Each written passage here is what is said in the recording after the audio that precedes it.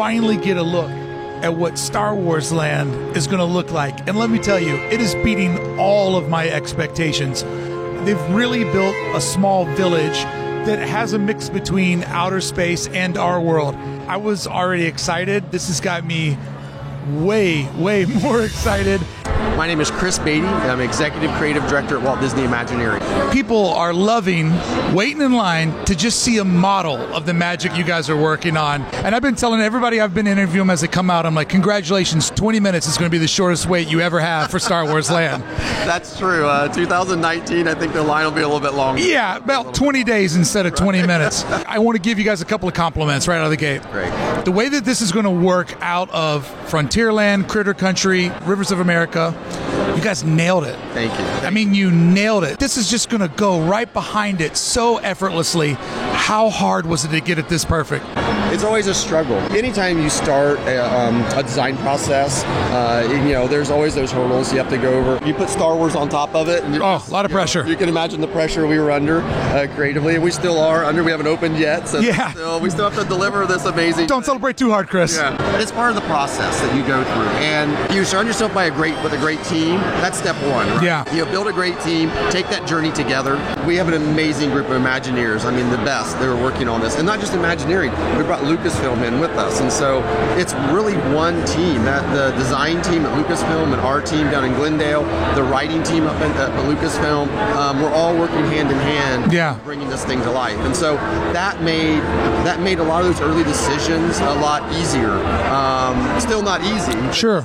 Right, and as far as story, like what's the narrative? Why would we choose to go to a planet we've never seen before? This planet on the edge of wild space, right? That was a big decision. A smart decision. It seems like we made the right decision. I think you did. That was really stressful because, wow, there's been 40 years of pent up, just want to step into that Star Wars universe. Yeah.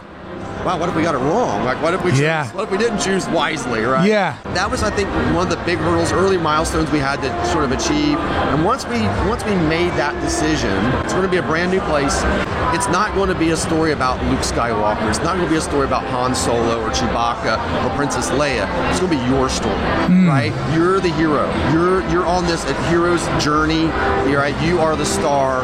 You are the one that when you enter this land, you can be anything you want to be in that universe. Wow. Those two things were really the big hurdles that we had to get over creatively. And once we set those in place, okay, those are the values or the core concepts that no matter what, we don't waver from that, right? And once we had those ideas in place, the rest of the things kind of start to fall into place. Anytime you think about great design, lay that foundation. Sure. Take the time to do your research. Sure. And once you have that laid, no matter what you're working on, it informs everything, right? Everything sort of derives from that initial DNA that's laid. At the base of a concept. What I love about that, you're not leaning too far into the property, you're allowing people to tell their own story, and that's what old Disneyland's like. The Haunted Mansion, it has no cultural footprint outside of being the Haunted Mansion. Pirates of the Caribbean, it used to be, an original idea. Frontierland, right? Yeah, Frontierland. It's an old Western town, right? Yeah, and it's up to you. It's up to you. You could be the sheriff. You could be the bandit. You could be the outlaw. You can be the one you want. Adventureland's the same way. Tomorrow, I think when you look at this land, it fits really great into Disneyland, right? Yeah. Into the fact what that park really is about, because Walt always wanted that park to be about immersing yourself into those stories, into those adventures, right? And I think this land will achieve that. It'll deliver on that. Well, I'm also excited that Walt's original vision was for this parcel of land to be Discovery Bay. Right. And he didn't know what Star Wars was, but this isn't too far off from Discovery Bay, right? It's kind of Walt would approve. I believe so. As I now understand, got the train going around us. Yes. You guys used that and made a village, expecting it to be more like a facade, rides inside, but you guys have really made a space community. There's blocks you can walk around, and blocks and little buildings you can go around. It makes you feel like you can get lost and choose the adventure.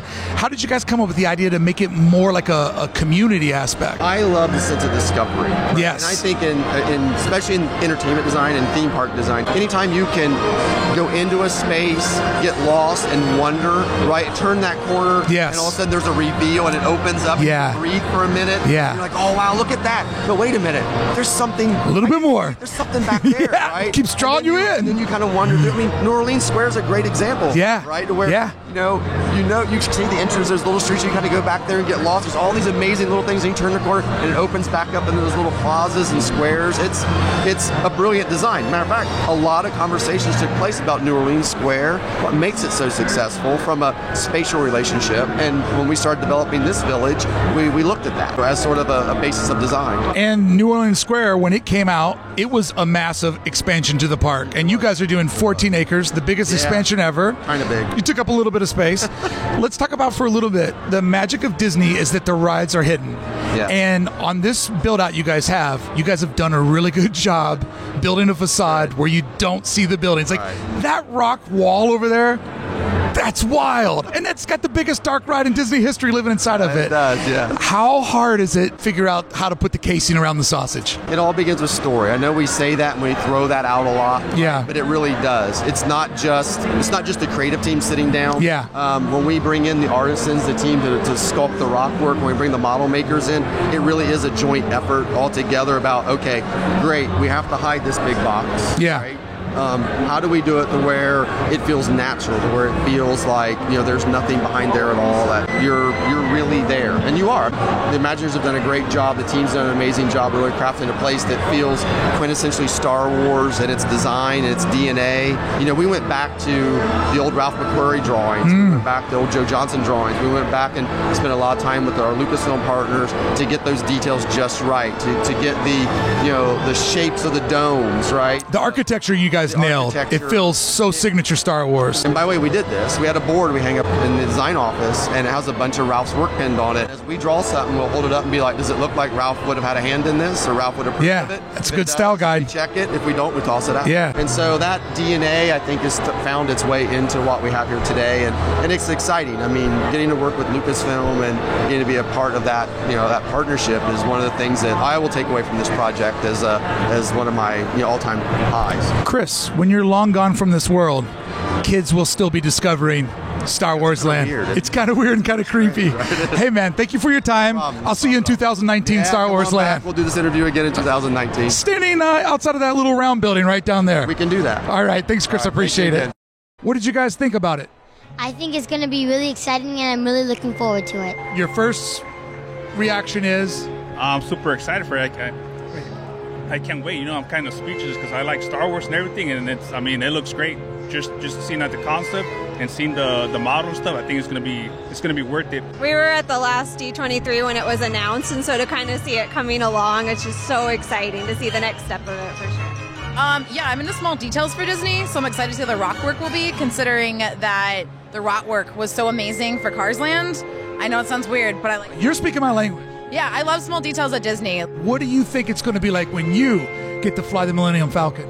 I think it's going to be like Star Tours, but you get to control where you go. So like a video game meets Star Tours. I like your plan. Are you an Imagineer? I want to be. That's a good job to get if you can get it. What about you? What was your favorite part? I think my favorite part was also the Millennium Falcon. I think my favorite part is your look. You got a rock star look. Yeah, you got the pose too. Does it live up to your expectations? I thought it'd be a little bigger. When they said we're going to show a model, that's a big model. Like if my living room was that big, I'd feel like I was wealthy. Like you said, it leaves you speechless, and you just are so excited for what's to come. Dad, have you started saving for the Disneyland vacation? Well, we live here, so I think we're ready. So you're like me. You love how they build out the lands, how you can't see one part of the park from the other. Harry Potter is in Florida. I don't want to see any other part. What is Harry Potter in Florida? I don't understand what you're talking about.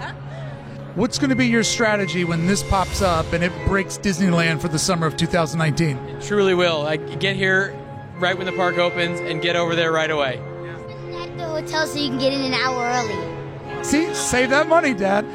But with this area, my big fear was how's this going to live with Big Thunder Trail, Frontierland. It looks like it's going to go perfectly with it. It looks like it's going to be seamless, and I also like that they kind of they show like a little bit of like a tunnel And I like with the tunnel, it's almost going to like dampen your ears, kind of like when you walk into Disney. I feel like it's going like a throwback to Walt. See, Dad's teaching you how to live on a budget. That's a good dad. That's a good dad. California's expensive enough. I'll see you guys in 2 years at Star Wars Land. See you ladies soon in Star Wars Land. Thank you. Very soon. I'll see you guys in Star Wars Land in 2 years from now. All right, bye-bye. Have fun, guys.